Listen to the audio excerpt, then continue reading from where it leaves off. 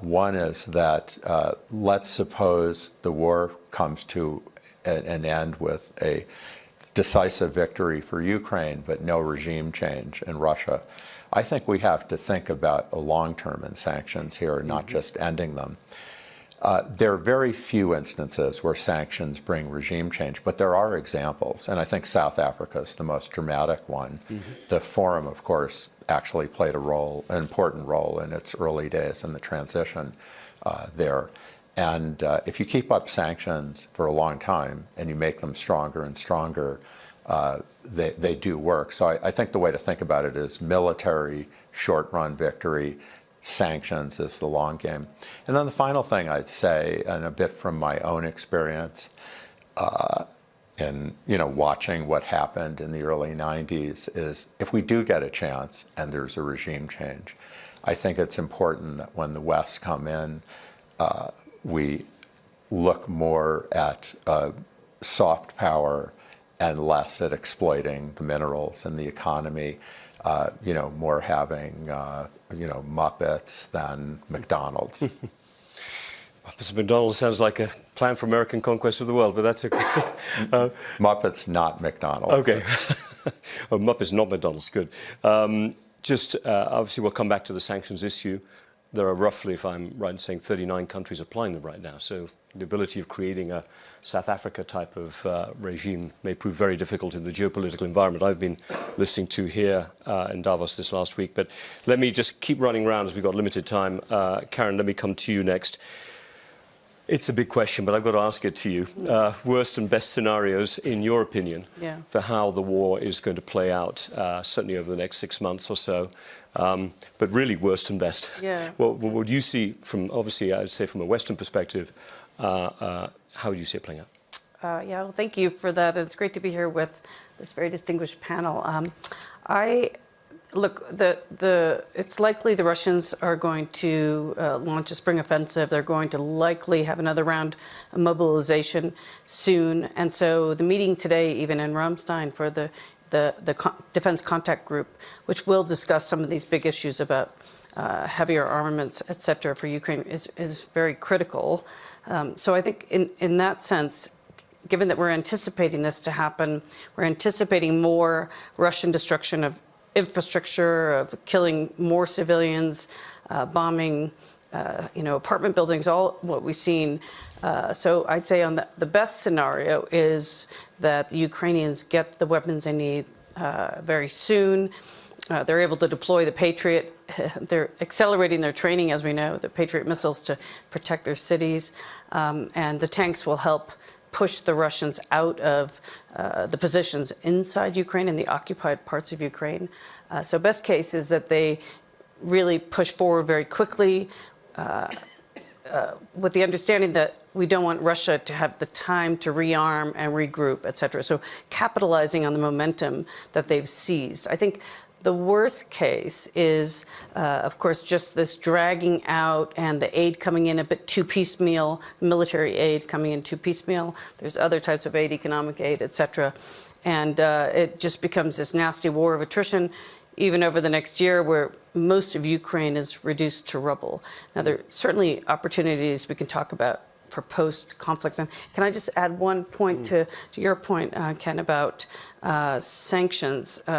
If Putin is in power at the end of this, I think it's going to be an incredible challenge for Western countries, because who can shake that man's hand in the future, even if there's a peace agreement? There's blood all over his body for violating so many international laws and international norms. And this is also a new case. I don't think we've been in a situation like this. So not only sanctions will continue, but we will need to think, how do we deal with a pariah state going forward? Yeah, obviously President Putin did not attend the G20 summit in Bali, so that kind of obviated certain types of risks. But I think a very important point. But yet again, within a G20 context, even I think we would find many countries not want to isolate President Putin. So it would put that divide would become even more apparent. Minister Beck, let me come to you. I think one of the big stories of this entire conflict, this horrendous conflict, has been the incredibly quick and dramatic way in which European governments have responded. And as somebody who must have been in a lot of these ministerial meetings where the sanctions packages have been put together, those have surprised many people, but so have the military packages that have been put together. So given where we are, rather than looking back and trying to look forward with trajectories, and having listened to the analysis you have here, is there a 9th, 10th, 11th kind of sanctions package coming? What's the appetite, you think, amongst the government specifically? We'll come to the Commission in a minute, an important role it's playing. What's the appetite here, both on the economic side, but also on the military side? Right. Yes, over the last semester, I had the pleasure and privilege to be guardian of the famous European compromises, which was great fun for me. So, well, I would say, you know, naturally it will depend on the development in Russia, the appetite for sanctions. But sanctions, for me, are not a goal in itself. Mm-hmm. And they will not win the war for Ukraine, and they will not win the conflict between the West and Russia. Mm-hmm. It's a way how to buy time for us in reality, because the sanctions are and will be circumvented. There will be countries not respecting them.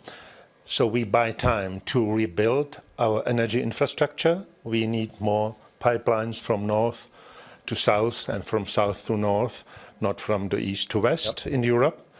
And we need to increase our defense capabilities. We need to increase the capacity of our defense industry in Europe. It is happening now. The number of licenses awarded by the Czech government to Czech companies is growing, and I should not speak about the exact numbers, but it's impressive. It happens in other countries in Europe, and we need time. So sanctions are a way how to buy time. Right. And for the first time, this agenda has been, the driving force behind that was the eastern part of the EU and the north of the EU. We see some shifts in dynamics in Europe recently. And if you look at the countries which yesterday prepared for Rammstein, it's quite clear. It's the Baltics, Poland, mm-hmm. Czech and Slovak Republic, the Danish colleagues, Dutch, and the UK. So you can see, well, some new coalitions in Europe, mm-hmm. including Swedes and Finnish. Yep. And that's quite interesting development for me. And it helped us to put forward this agenda of sanctions. And I truly believe we need to concentrate on our defense capabilities. That's important. That's the way how to win the war. To support directly Ukraine and to increase our ability to defend ourselves. Very important points, and I think the way you've described it there, the sanctions are as much about Europe as they are about trying to change or influence the direction of the conflict itself, which in a way ties in. It's just a different way of measuring, but I think what I hear you saying here is there'll be a new Iron Curtain down potentially between Russia, at least as long as we're in this conflict environment, with a new energy infrastructure that isn't connected anymore. So it will be quite a different world. Maybe you don't like that term. Well, no. It's a fact. You know, I was born in '64, and one of my first memories are Russian tanks in Prague in '68. Mm. So, well, for us and maybe from our friends from the Baltic countries, it's very clear that, well, we live in a world which is unfortunately a bit similar to our youth. Yeah. That's true. Very interesting. If I can just speak out of turn, I can't second strongly enough the building up defense capabilities in Europe. If this doesn't change the perspective in Europe, I don't know what will. That's a fair point, and actually it's a good way to come through to Commissioner Dombrovskis. Commissioner, you've been, obviously given your Executive Vice President role and the two portfolios you have right at the centre of the decision-making that's mattered here. Noticeable as well, the Commission playing a role with EU institutions on defence funds as well, the European Peace Facility. Whoever thought that would have happened? Can I ask you what, really you could comment on any of the things you've heard here and where you think Russia will be going, but if I can come in through one question, which do you think have been the most effective sanctions? Which are working the best? What is working the way you thought it would and potentially making a difference to the trajectory of this war? Yeah, well, first of all, on sanctions against Russia, one thing is clear that we need to stay the course. So we need to continue put pressure on aggression Russia. We need to continue provide all necessary support to Ukraine. As the war is now dragging, of course, it's important that some kind of a fatigue in the West is not setting in, that we stay concentrated and provide necessary support. On sanctions against Russia, I would say sanctions are working, and there may be different ways looking at this, but if we look at Russia's economy was in recession last year and is going to be in even deeper recession this year, and last year that despite record high energy prices, which is the main Russia's export revenue, so that's a direct impact of the sanctions. Of course, Russia was helped by the fact that energy prices were record high, and ironically, one of the factors of those high energy prices was Russia's war against Ukraine. On a question which sanctions are most effective, first of all, I think all of those sanctions are needed. It's really a comprehensive set of sanctions. There are individual sanctions, financial sanctions, trade sanctions, economic sanctions. Because they have a cumulative effect. Right. And they have a different aims. So sanctions in the area of energy, it's primarily about reducing Russia's revenue base. Sanctions in the area of trade, reducing Russia's industrial and high-tech capacity, while putting pressure on individuals implicated in the war, may hopefully force some to reconsider or rather think about the consequences. But arguably, one can say that maybe the sanctions in energy sector are most important because that's Russia's main energy source. And we were a bit slow and late with oil embargo in the EU, with the oil price cap at the G7. Okay, it's all done, and that's good. Now the discussions are ongoing also on oil products price cap. Hopefully this can be done next month. So it's important really to put pressure where Russia's main revenue source is. Obviously, Russia is finding other trade partners. Obviously, there is circumvention, so we need to monitor the implementation sanctions all the time. Close potential ways of circumventing, engaging with other countries. So it's an ongoing work also in terms of sanction implementation and enforcement. In terms of financial support, from the EU side, we are providing this year 18 billion euros macro-financial assistance plus. 3 billion euros were disbursed already this month. We are obviously in contact with other international donors, with US, with other G7 countries, with international financial institutions like IMF, World Bank. Can I just ask you, that 18 billion is EU funds or includes member state funds within it, or that's separate to the bilateral? That's separate to the bilaterals. That's a macro-financial assistance. That's a EU program of highly concessional loans, also with a grants component to cover the interest rate costs for Ukraine. And on top of this comes, obviously, whatever member states do bilaterally, humanitarian assistance, funding from the European Peace Fund, which you mentioned. So this MFA Plus is not all, but I would say that's a substantial part of this year's support.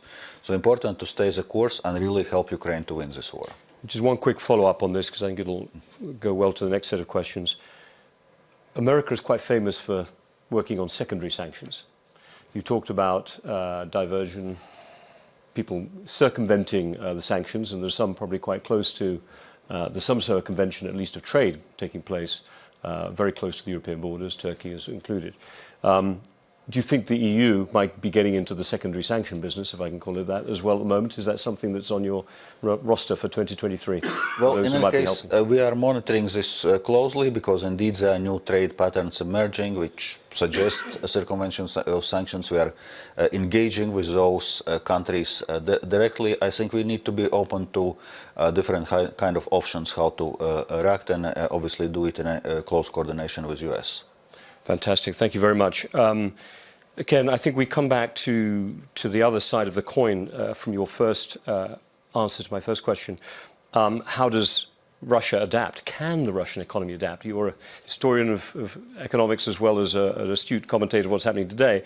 Do you think Russia has the wherewithal to adapt within itself and potentially through different trade routes? It is notable that only 39 countries imposing sanctions, many others very open to trading with Russia. Are there alternative routes that they could build up fast enough to stay the course?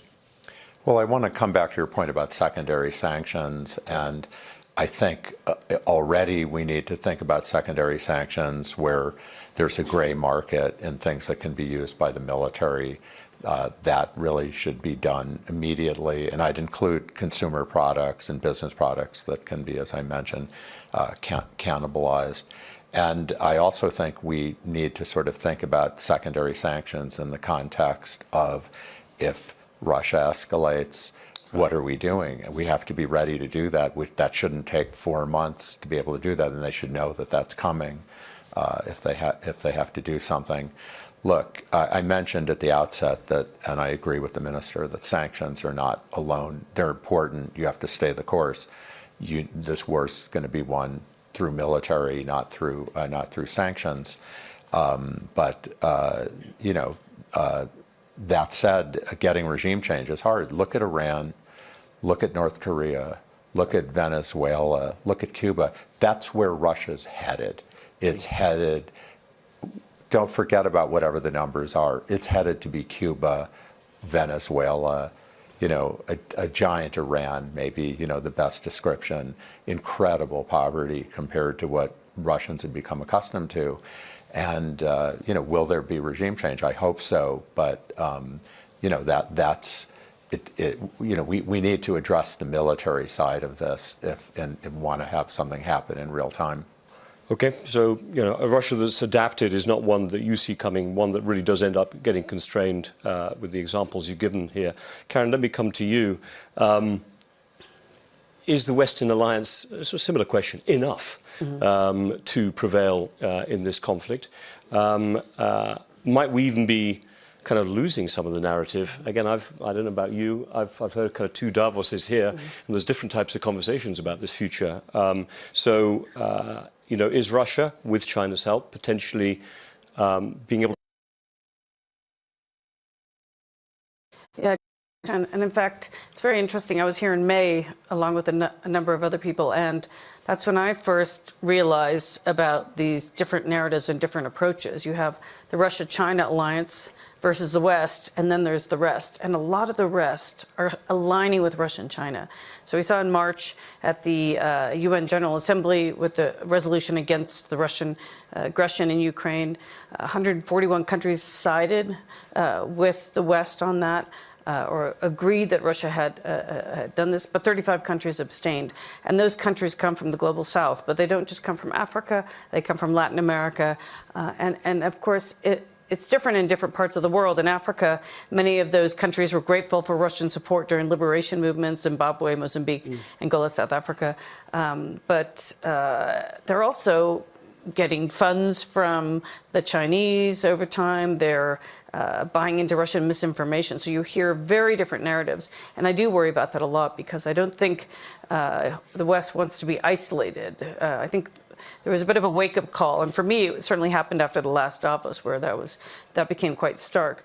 The recommendation I've been making is it's the voices that should be out there speaking about this are, the minister and the commissioner, people from the former Soviet space who know exactly what Russian imperialism looks like. I mean, the argument that you hear is that the neo-imperialist West is, trying to bring Ukraine into Russian space. Even the Pope had some tweet in May, if you recall. He wasn't fully supportive, but he was also more on the fence than we thought. And so the credible voices are those people from that part of the world, and not the Americans or the Brits or the French who have, more spotted records, right? So that's the point I've been making. Thank you very much. I'm just reminding everyone who's come in late, we're finishing the session at 9:30. I apologize that we don't have time for questions, a big program. So let me, therefore, just run round very quickly. Foreign Minister, I'm wondering, you're a minister, but you are in the government, obviously, and you've had the presidency and so on. What do you think the EU can do to build greater support internationally? So this is not just a sort of Europe America, a couple of other allies. Is that something that worries you, or are you just totally focused on European support? Well, I think we have to do much better on external relations of the EU. Some negotiations on free trade were dragging for years and years, and that's a huge mistake, I think. Yeah. And it's quite fortunate that, well, the Czech presidency is followed by Swedish. Czechs and Swedes are some sort of orphans after the UK left, you know, in the view of free trade. So we work hard on finalizing negotiations together with the Commission with Mercosur. That's quite important, you know, signal. These countries must get mutually convenient, well, conditions for trade with Europe, and that would bring them more on our side, I believe.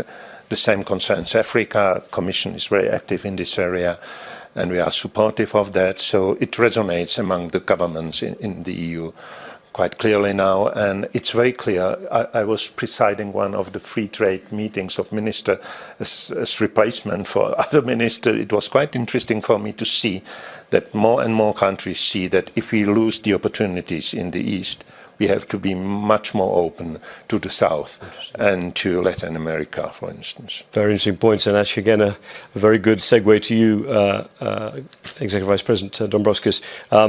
Maybe you could say something a little bit about how the EU is helping coordinate a response that makes sure that it is not just a small group, in essence, of countries fighting Russia over its aggression against Ukraine, its invasion of Ukraine. But also, what do you think, if you could say something about that, and what do you think is going to be left of Russia-EU relations? Is it just, it's basically war until this is over? What kind of future could you envision between Russia and the EU in the future? Those two. Well, maybe I'll start with a second. On future of EU-Russia relations, well, I think it's clear that we need to decouple from Russia because we clearly cannot rely on, for example, Russian energy supplies. Russia has been openly using as a tool of blackmail and manipulation. So that's why we are now seeking alternative energy supplies. We did this for this winter. We'll need to do it now for the next winter. And in general, our strategy is to move away from Russian fossil fuel supplies. So it's clearly that we cannot rely on a country like this. On the longer term perspectives, of course, first we need to help to bring the war to the end and bring the war to the end, which ends with Ukraine's victory. And then it's also the question on how Russia is engaged in this post-World War, because it's also Russia's duty as an aggressor to pay reparations to Ukraine. So there are many questions which will have to be answered in a context of those post-war relations. Is there any reflection ongoing in Russia itself about its imperialist aggressive policies, or are they just going to stay this course and feel just military defeated and plotting new aggressive plans? So those are the questions which Russia itself can answer, which those are not questions which we can answer instead of Russia. But of course, in between, it's also very important to win this battle of narratives, because we know that Russia has a very strong propaganda and disinformation machine, which is brainwashing Russian own population, which is active in West, as we know, and which is active also in a global South. So we need to step up those strategic communications also from our side to counter all kind of Russia's false narratives. For example, they were very actively blaming problems with food prices and food security on Western sanctions, whereas West has never sanctioned food or food deliveries. It was Russia's own manipulations and the fact that they were blocking Ukrainian food supplies, where we were engaging very intensively actually to unblock those supplies due to through our own Solidarity Alliance initiative and through the UN-led initiative to unblock Black Sea ports. So on one hand, we obviously need to help a global south to mitigate the consequences and impacts of the war, and something what we are doing. On another hand, we need to be also more actively communicating our narrative and countering this Russian propaganda. And trade agreements, you think, with the global south as well? With Africa, well, trade agreements, as the minister already mentioned, indeed, it's very much on our agenda. We are working now indeed to diversify our economic relationships, also when we are moving away from dependency on Russian energy supplies, not to build up new dependencies, but really how to diversify supply chains for also now the green and digital economy. And that obviously includes building relations with Africa, with Latin America, engaging more intensively with ASEAN. Well, we have, if we talk about Latin America, recently concluded agreement with Chile. Right. Hopefully there is a momentum to unblock our stalemate on Mercosur, to finalize agreement with Mexico. We are considering restarting negotiations with Thailand, for example, in ASEAN region, finalizing economic partnership agreement with Kenya. Indeed, we're talking about global geography. Thank you very much. I'm going to give you a 60-second answer to a last question. Ramstein Air Base, big discussion today on Leopard 2s. Where is the Czech Republic in this, and where do you see those central governments who also experienced Soviet imperialism in the old day? Will they have the opportunity to be able to sell, give and supply these tanks to Ukraine? I'm not sure if the Czech Republic has Leopard 2s or not. We have emptied our storages of all Soviet weaponry already, so we need to do more. Start emptying the German weaponry. Well, yes, that's true. And I believe there will be a broad agreement on more supplies. Yeah. And it's quite clear for me that the only way further is, unfortunately, to arm Ukraine and ourselves. Mm-hmm. I think that's a powerful last statement, but it's a powerful statement as well about the trajectory, if not specifically of Russia, which we heard some interesting comments about, the trajectory of Russia's relationship with its main neighbor, Europe, to its west. So with that, to finish on time, please, a wonderful panel. Give them a hand. Some of them can stay behind if you have questions and use up those 10, 15 minutes to talk them questions bilaterally. But a strong hand, please, for this panel. Thank you very much.